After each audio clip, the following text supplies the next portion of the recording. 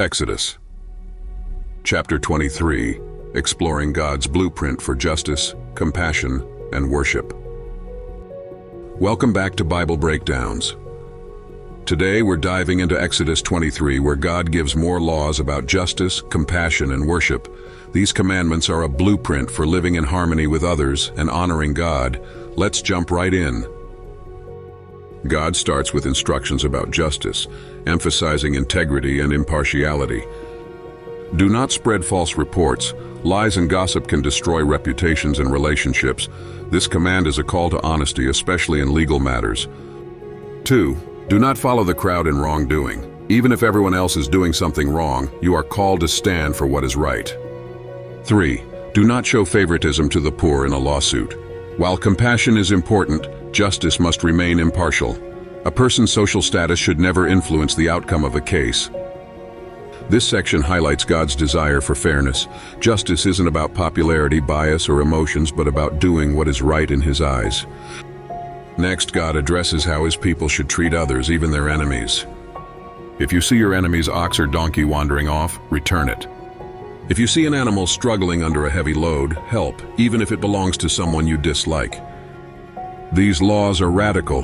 They show that God's people are called to act with kindness and mercy, even toward their enemies. God also commands, do not deny justice to the poor in their lawsuits.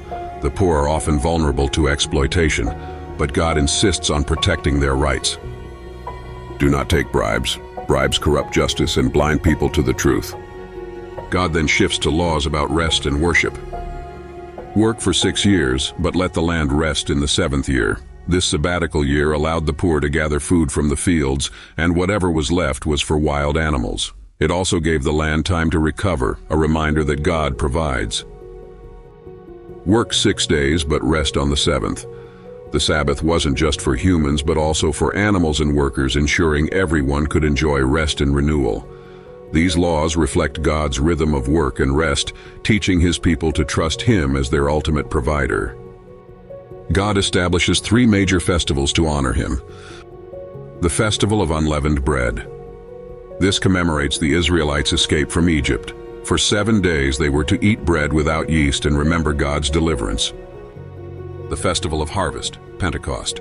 This celebrated the first fruits of the harvest, a way of giving thanks to God for His provision.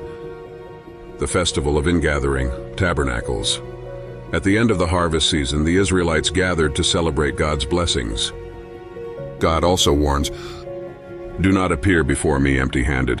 This shows that worship involves giving back to God from what He has provided. Do not mix sacrifices with leavened bread or leave festival offerings until morning. These instructions emphasize purity and dedication in worship. God promises to send an angel to guide the Israelites to the promised land. However, this comes with conditions. Listen to the angel and obey his voice. God's protection and blessings depend on their obedience.